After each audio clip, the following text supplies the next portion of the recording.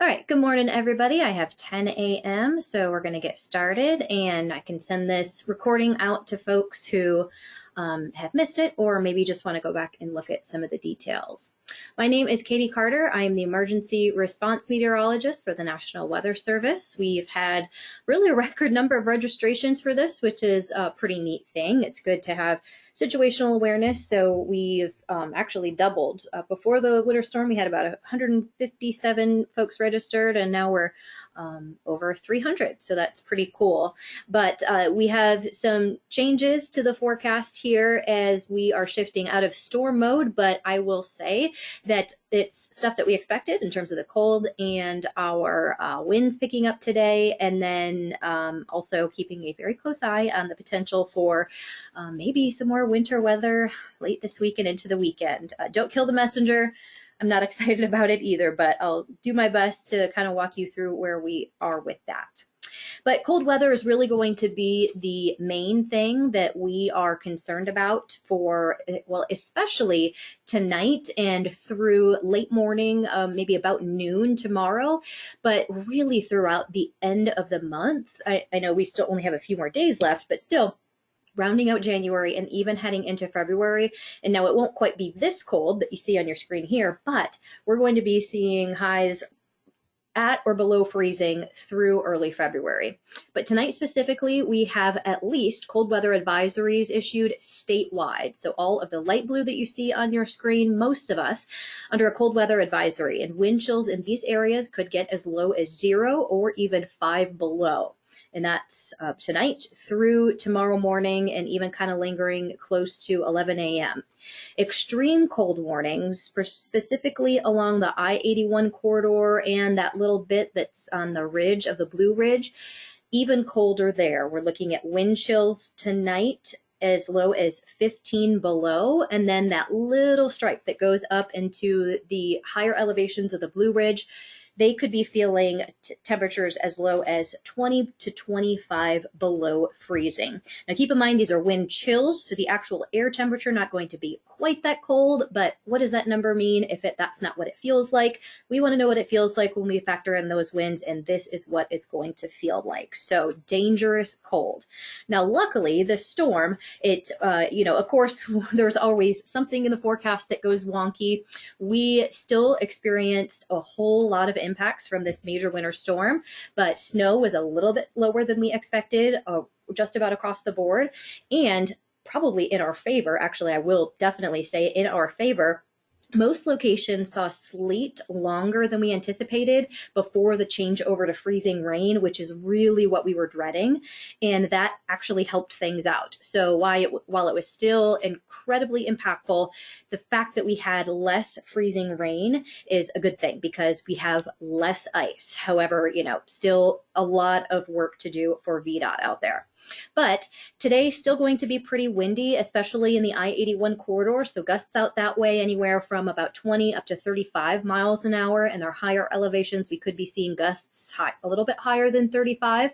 And then right through the Piedmont and Central Virginia and even kind of edging close to the coast, it's going to be a little bit gusty at times, but not quite as strong. We're looking at about 15 to 20, maybe 25 mile an hour winds. Now, because we have less ice, this is a good thing because the main issue that we were talking about after the storm was, of course, the cold. And if we really did get the forecast verified of, the half inch of ice that we were thinking was going to happen, that was the weight on the power lines paired with these winds that was going to cause widespread power outages. Now, as we stand right now, I don't want to mention specific numbers because that's not my lane, but we are still expecting some additional power outages today, but probably not to the extent that we were thinking just the other day. Wind chills, of course, the main issue if we do lose power for some folks, because we talked about tonight, but notice even into, most of next week, you do not crack above freezing for most of the state. Now, there are definitely times where we're going to be feeling like single digits and even teens above freezing. But the fact that we have this extreme cold lasting all the way through next weekend and into next week is problematic, because with the storm that we had, it's not going to allow things to melt. And if we do see a little bit of snow melt here and there during the day, it's all going to refreeze. So our concerns of renewed freezing conditions going to continue day in and day out. That's pretty much what I have for the briefing, but I did want to pivot for a bit to talk about, well, the potential for winter weather this weekend. Now, I know that you're probably already seeing a lot of stuff floating around on social media, maybe even your local media is starting to pick up on this. Now, the National Weather Service is not putting out any forecasts. First of all, it's far too early to do that. And second of all, we're not even in the range of putting out probabilities of snow or ice, because even that is still too far out. There is just so much uncertainty. But what I can say is that models, they've been flip-flopping back and forth between major snowstorm and not so much of a major snowstorm. We're still in that period, but signs are pointing in the direction that there could be another winter storm this weekend.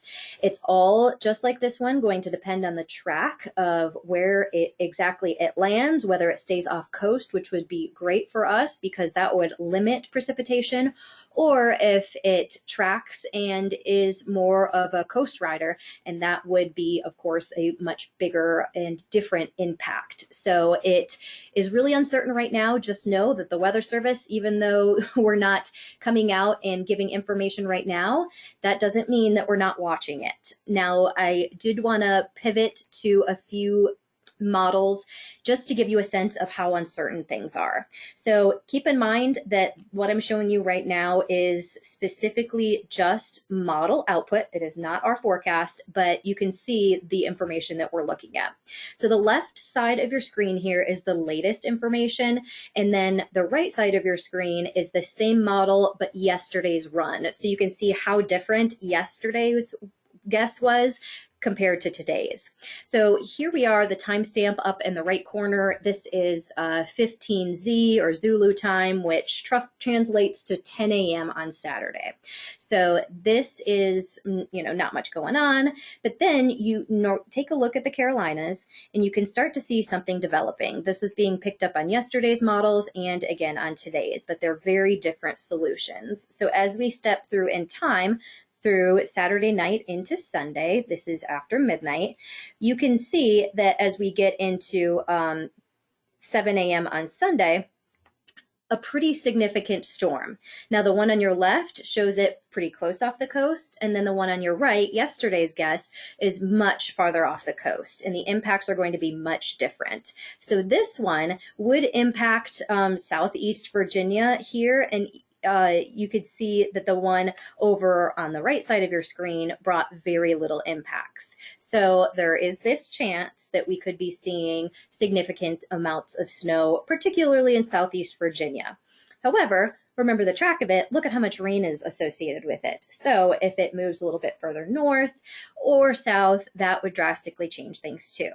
Now, one other thing that I wanted to show you is just, this is a totally different model. The other one was the European model. This is the GFS or the American model. It has a totally different solution as to what may happen. You can see that this one also is kind of more of a coastal rider and not bringing it inland. I didn't want to scare anyone by showing any models that bring another crazy snowstorm to all of Virginia, but there are a few floating out around there that have more widespread impacts to the entire state. So that is where we're at right now, and we will be keeping an eye on it and watching trends, because we want to see more models with sort of the same idea of how things are going to play out to bolster our confidence in what we're thinking for this storm. So we'll see how it plays out over the next few days, and of course keep you updated. But I'm going to stop the recording now and see if there are any questions.